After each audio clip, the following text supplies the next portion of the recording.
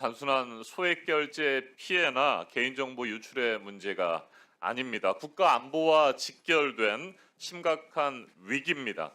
KT는 해킹 사실을 조기에 알고도 사건을 축소하고 지연 공개했다는 비판을 받고 있습니다. 이는 단순한 관리 부실이 아니라고 저는 생각합니다.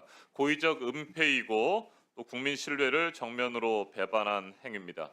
SK에서 한 번 당하고 KT로 옮겼더니 더 크게 당했다는 이용자들이 많습니다.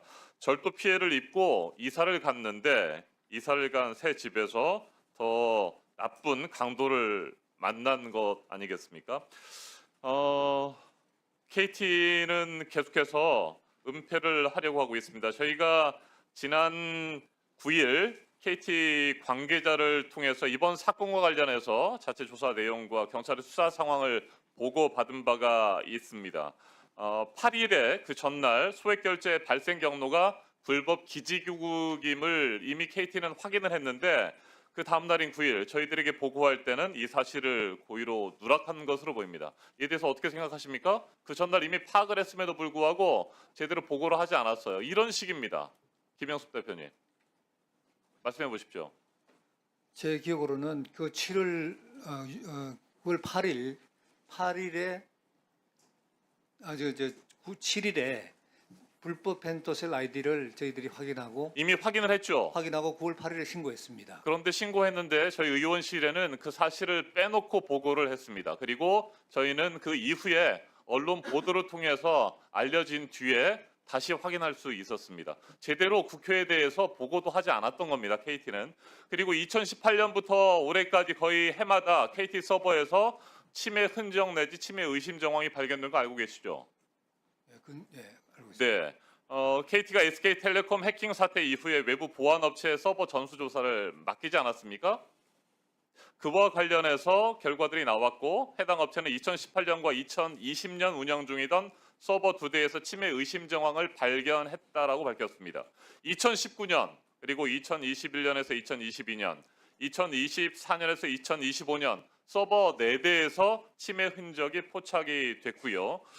이와 관련해서 투명하게 공개를 해야 되는데 어떤 서버가 침해가 됐는지 어떤 피해를 입었는지 제대로 공개하지 않고 있습니다. 이 자리에서 밝혀주십시오.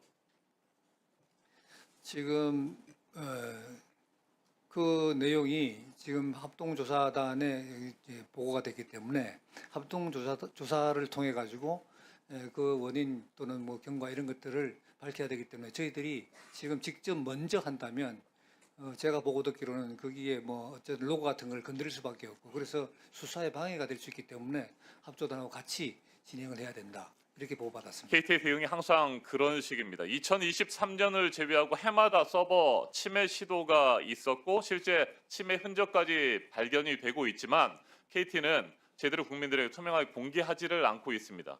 그리고 나중에 부랴부랴 뭐 해명을 한다라고 하는데 그 해명도 우리 국민들의 신뢰를 다시 회복할 만큼의 해명이 되지 못하고 있습니다. 롯데카드를 좀 언급하겠습니다. 롯데카드는 카드 번호와 비밀번호, 유효기간, 주민등록번호, 카드 인증 코드인 CVC까지 몽땅 털렸죠. 조자진 대표님. 네, 그렇습니다. 이 정도면 뭐 다 털린 거 아닙니까? 어떻게 생각하세요?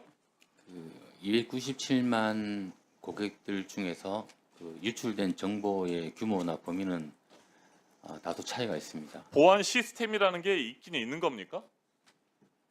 네, 그렇습니다. 있는데 악성 코드가 들어와도 전혀 파악을 못하고 있는 겁니까? 탐지 시스템을 저희들도 운영을 하고 있습니다.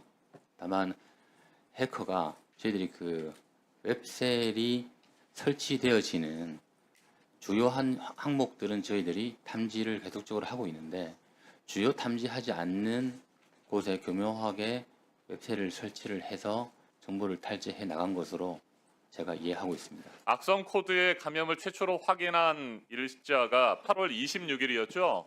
어떻게 확인하게 됐습니까? 8월 26일 날 그 온라인 결제 서버를 저희들이 2대를 안정성을 확보하기 위해서 2대를 동시에 그 운영을 합니다. 그 2대 서버의 동기화가 잘 안 되는 그렇죠. 상황을 온라인 서버 보다가- 두 개 동기화가 안 되는 상황을 발견하고 확인을 해보니까 악성 코드에 감염됐다는 사실을 알게 된 거 아닙니까? 그렇습니다. 만약에 이 동기화에 문제가 없었다고 한다면 지금까지도 발견 못했을 가능성이 있다고 보여집니다. 도대체 보안 시스템이 제대로 작동되고 있는 것인가에 대해서 그래서 국민들이 의문을 제기하는 겁니다. 어떻게 생각하세요? 네, 의원님 말씀대로 그 부분에 대한 저희들 그 정보 보호 보안 체계의 역량상 뭐 문제가 충분히 있다고 인정을 합니다. 네, 그렇게 보안에 문제가 있는데 어떻게 우리 국민들이 믿고 롯데카드를 이용할 수 있겠습니까? 지난 19일 저희 민주당 의원들이 롯데카드 현장을 방문해서 조사할 당시에 조자진 대표께서는 이런 말씀을 하셨습니다. 악성 코드의 침입 사실만으로는 금융당국에 신고를 할 수 없었다. 자, 이렇다고 한다면 파일이 완전히 빠져나가고 실제로 피해가 발생해야만 금융감독원이라든지 금융보안원에 신고할 수 있다. 뭐 이런 얘기입니까? 정확하게 다시 한번 설명해 보십시오.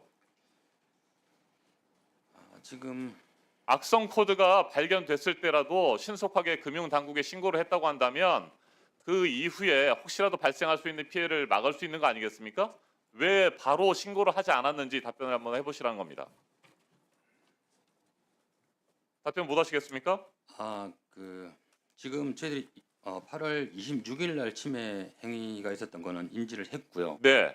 31일에 뭔가가 데이터가 유출됐다라는 것을 확인을 하고 9월 1일 날 즉시 신고를 했습니다. 그러니까요. 예. 8월 12일에 최초 악성 코드가 침입된 것이었잖아요. 네, 그리고 8월 26일에 악성 코드 감염을 최초 확인했으면 감염을 최초 확인했을 때라도 금융 당국에 신고할 수 있어야 되는 거 아닙니까? 그런데 그 악성 코드에 감염된 사실만으로는 신고할 수 없습니까? 할 수 없다기보다는 지금 현재 전자금융법상 침해 행위와 침해 사고를 구분을 하고 있습니다. 그러니까 침해 사고라는 것은 침해 행위에 의해서 시스템이 교란되거나 마비가 되는 것을 정의를 그렇게 내리고 있습니다. 네, 체계라든지 규정상의 문제가 심각하다는 것입니다. 미리 확인을 악성 코드 감염됐을 때만이라도 제대로 조치를 취하고 금융 당국과 협업을 했다라고 한다면 추가 피해를 막을 수 있었던 건 아니겠습니까? 맞습니다. 그 부분에 대해서는 저 전적으로 동의합니다. 김장겸 위원님.